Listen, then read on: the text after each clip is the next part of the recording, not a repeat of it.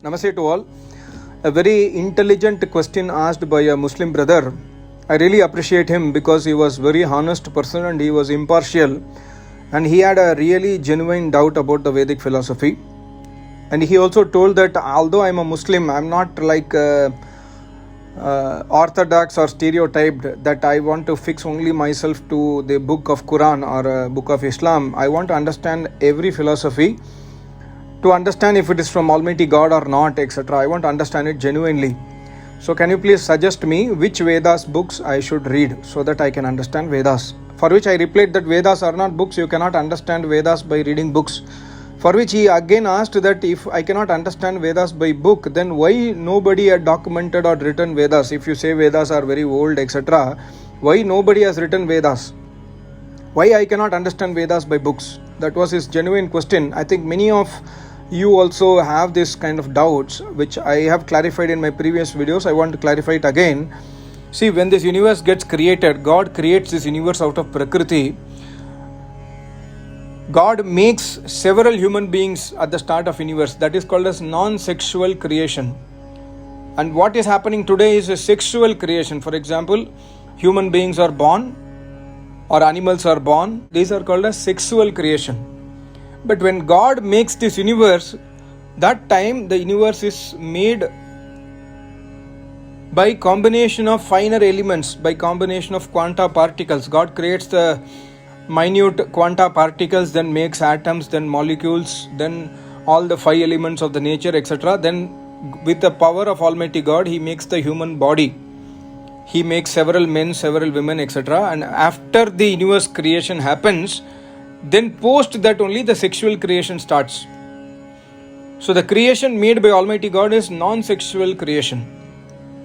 So God has created the universe and God has put the souls inside the human body, and each and every soul has its own previous janma karmas. Before the final destruction of the universe, in the previous universe several souls existed and they did various karmas. Those result of the karmas are still to be born in this creation. So based on that karma, God awards the human body or animal body, etc. And in the previous universe, God selects the 4 souls who were at the highest level of tapasya, but they could not attain salvation due to some reasons. So in this creation, God selects those 4 souls and then God gives the knowledge of 4 Vedas to those 4 souls. And then God says that, okay, you have attained Samadhi, you have been revealed the knowledge of Vedas, so you have to educate the other people with the Vedic knowledge and make them do tapasya. Thereby they also can reach to me and they also can realize the Vedas in Samadhi.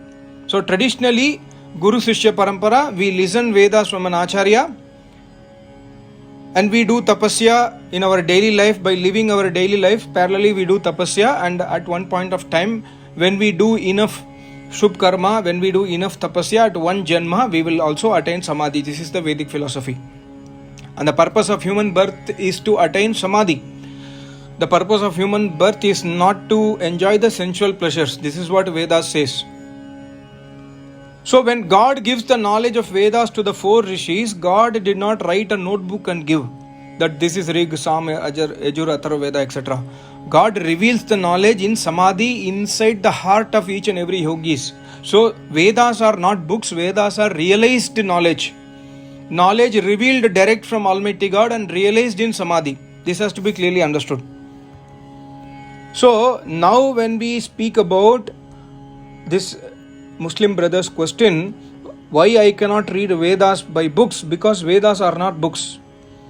Vedas can be listened from an Acharya who has attained Samadhi. If we are unable to find such an Acharya, we can never listen to Vedas. We can never understand Vedas.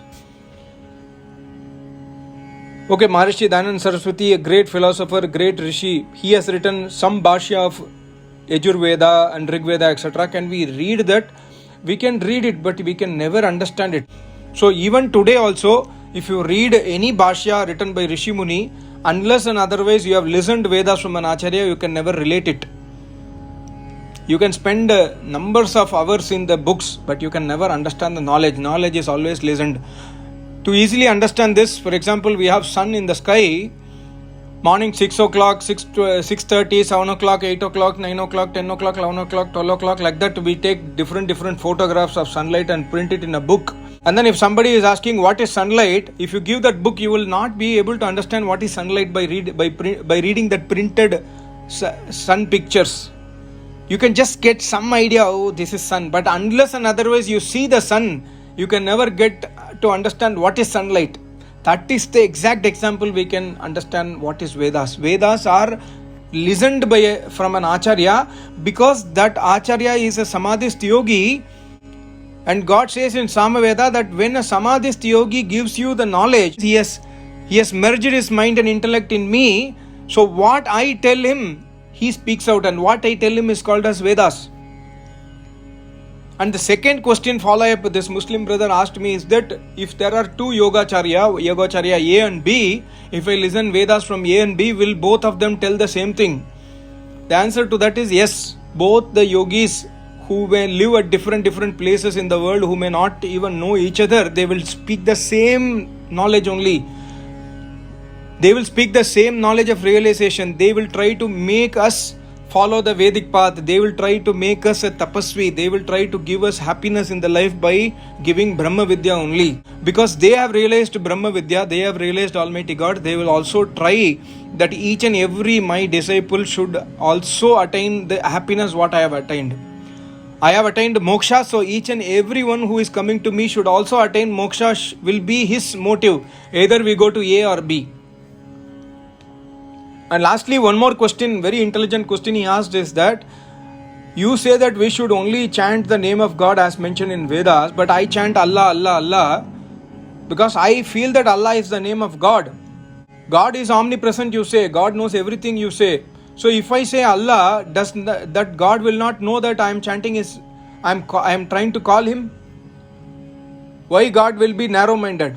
Why you are saying that only we should chant Om or whatever name in the Vedas? This is a very beautiful question. Actually, we have to understand that the fundamental rules created by Almighty God, as mentioned by God in the Rig Veda 3rd Mandal, 56th Sukta, that my rules are unchangeable, unchallengeable. So the rules and regulations, what is unchangeable, what is unchallengeable, I have mentioned in my Vedas only.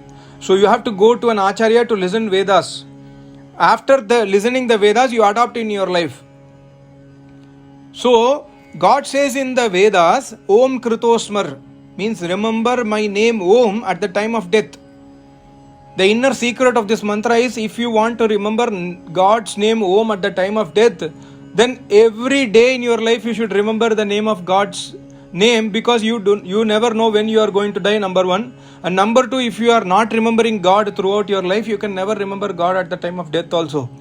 So God is giving a very clear message that you have to remember my name, which is Om, Om Kritosmar. You have to do all your karmas, everyday moral duties, but remember my name Om at the time of death. That means remember my name every time, every day, morning and evening. He says morning and evening in other mantra in Samaveda. Dosha Vastha Dive Dive. Every day, morning and evening, you should remember me, you should worship me by Agnihotra, you should worship me by name jap, etc. So if somebody says Allah is the name of Almighty God, I have created myself that this is God, I am calling him Allah, will God not know my intention? God will know your intention, but God will not listen, because God says in Vedas, my name is Om. God does not say that my name is Allah. If your name is, for example, your name is Riyaz, your name is Muhammad, your name is Ahmad, etc. If you are going on the road, if somebody calls you as a Sasi, come here, or somebody calls you as Janani, please come here, you will not even turn and see, right? Similarly, God does not turn and see when we are not calling him by his name, because God says that these are my name and I always follow truth. My name is true, and when you call my true name, I will see you. If you are assuming that my name is something else and you are calling me, I will not come to you. These are unchangeable, unchallengeable rules of Almighty God. So we must be submissive. We have come to his world. See, if somebody is coming to your house, they have to abide by your rules and conditions of your house, right? They cannot come to your house and then say that, no, this is my house, you get out. They cannot say that. Similarly, we have come to the world created by God. We have to be abiding by the rules and regulations of Almighty God. The rules and regulations of this universe are mentioned in the Vedas. So if we are doing apne manmani, if we are doing ourselves, okay, I can do whatever I want, God says you do whatever you want, but you will get your rewards and punishment based on my Vedic concept only. So never challenge me. So we should never challenge Almighty God. No, I will call him Allah, I will call him Muruga, I will call him Krishna. God will not see us. God will see us only when we call him by his name as mentioned in the Vedas. God has told in the Vedas, Om Kritosmar. You should remember my name is Om. There are so many other names I have given to you, but the best name which I like is Om. So please call me as Om. The meaning of Om is one who protects everyone in this universe. There is also a different exposition of Om which I have made a separate video. You can see in my playlist under Havan Homa Yajna to understand the meaning of Om. So we cannot call God by Allah or Jesus or Krishna or Rama etc. because these are not the names of God mentioned by God in the Vedas. To be very simple. So we have to always be submissive. We should be humble. We should always respect and follow Almighty God who is mentioned in the Vedas only by God himself. And there is only one God. There is no different gods. Thank you so much. Namaste. Om.